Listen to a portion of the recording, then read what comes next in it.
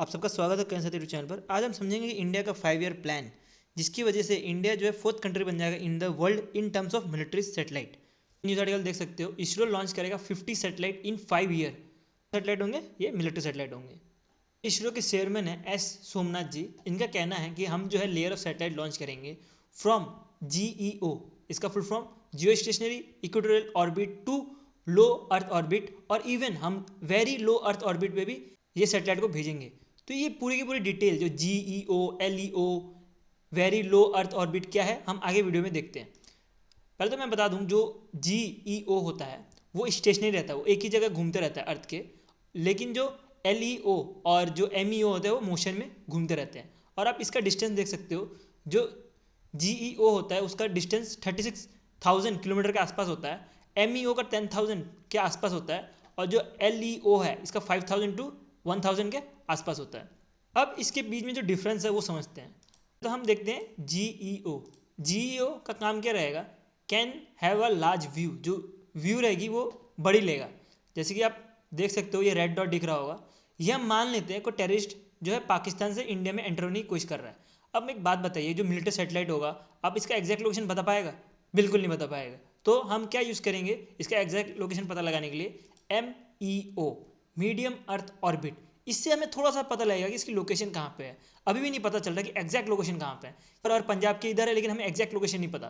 तो हमें exact location find करने के लिए हमें LEO यूज़ करना पड़ेगा, जिसकी वजह से हम पता लगा सकते हैं कि ये जो है आतंकवादी इधर है या तो इधर है। एग्जैक्ट लोकेशन अभी भी नहीं पता, LEO से भी हमें एग्जैक्ट लोकेशन नहीं पता लगता। हमें जब एग्जैक्ट लोकेशन पता लगाना पड़ेगा तो हमें यूज़ करना पड़ेगा वेरी लो अर्थ ऑर्बिट। इसके बारे में अभी तक कोई डिटेल नहीं पता, लेकिन जो सोमनाथ जी ने बोला है उससे मैं रिलेट करके आपको ये बता रहा हूँ।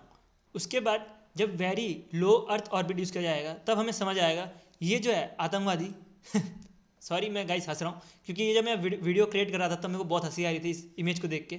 ये जो है आतंकवादी जो वाघा बॉर्डर है और अतारी बॉर्डर है उसके बीच में इंडिया में घुसने की कोशिश कर रहे हैं। अब मेरे को हंसी इसलिए आ रही थी क्योंकि मैं इसको इमेजिन कर रहा था कि इंडिया में ये लोग घुस रहे हैं आतंकवादी, वही पाकिस्तान का झंडा लेके, तो इंडिया वाले इनका हाल क्या करेंगे। यही चीज़ है जो वेरी लो अर्थ ऑर्बिट से हमें क्लोजली हर एक चीज़ डिटेल लाइव देखने मिलती है।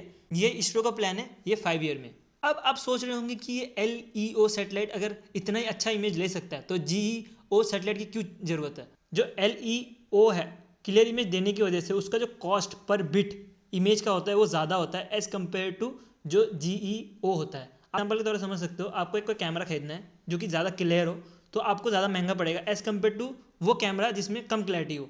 तो आप समझ सकते हो जो कम क्लैरिटी वाला है वो GEO है और जो ज़्यादा क्लैरिटी वाला है वो LEO है। तो जो LEO है उसमें जो कॉस्ट लगता है इमेज जनरेट करने पे कॉस्ट लगता है वो ज़्यादा लगता है एज़ कम्पेयर टू GEO, जिसकी वजह से LEO को हर समय यूज़ नहीं किया जाता। और दूसरी चीज़ जो LEO है ये मूव करते रहता है, जैसे मैंने आपको पहले ही बताया, तो ये मूव करते रहता है तो मोस्टली ये ओशन या तो जो अनइम्पॉर्टेंट जगह है उधर ही वो घूमते रहता है। तो उस वजह से LEO को यूज़ नहीं किया जाता, GE को यूज़ किया जाता है फॉर डिटेक्टिंग कुछ भी अनवांटेड चीज़ें हो रही हो तो। उसके बाद LEO का काम आता है, अगर कोई अनवांटेड चीज़ हो रही है तो LEO क्या करेगा, उस इमेज को क्लियर करेगा और देखेगा कि क्या अनवांटेड चीज़ हो रही है, उसका एग्जैक्ट लोकेशन पता लगाएगा।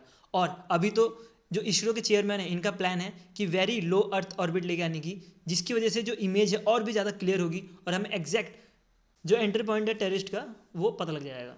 नेक्स्ट जो हमें समझना है वो समझना है कि लेयर ऑफ स्मॉल सैटेलाइट का क्या मतलब है।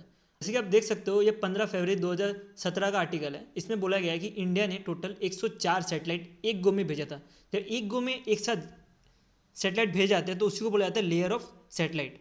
ये जो 104 सैटेलाइट भेजे गए थे ये छोटे सैटेलाइट थे जिसका वेट कम था।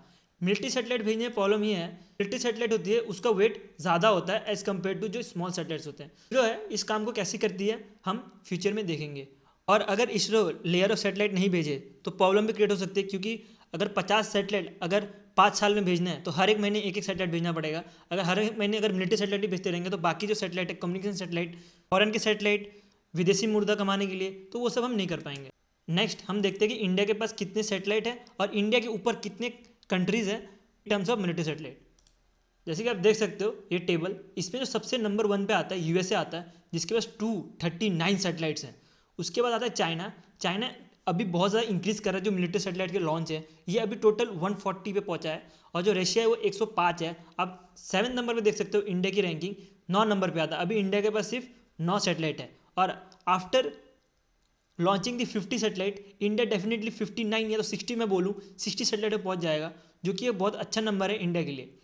अब एक क्वेश्चन राइज होता है कि यूएसए को 239 सैटेलाइट की क्यों जरूरत है, इतनी ज़्यादा सैटेलाइट की क्यों जरूरत पड़ रही है? इसका आंसर मैं आपको मैप में दिखाना चाहूँगा।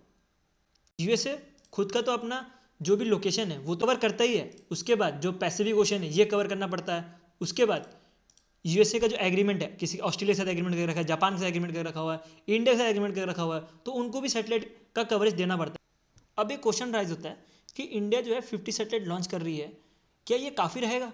तो इसका आंसर है येस, क्योंकि इंडिया को जो है ना पूरा वर्ल्ड कवर नहीं करना, इंडिया को अपना इंडिया कवर करना है, उसके बाद जो फॉरेन नेबर्स है, जो एनिमी है जैसे पाकिस्तान, चाइना, ये कवर करना है इंडिया को, बाकी जो साउथ एशिया है उसको कवर करना है और बाकी यूरोप वाले जगह को थोड़ा कवर करना है। तो ये 50 सैटेलाइट मेरे ख्याल से काफ़ी रहेंगे। अब मैं आपको कुछ 9 सैटेलाइट के बारे में बताना चाहूँगा जो इंडिया ने लॉन्च कर चुकी है। पहला तो एमीसेट, जिसका काम रहेगा real time special intelligent of enemy radar के बारे में बताने के लिए।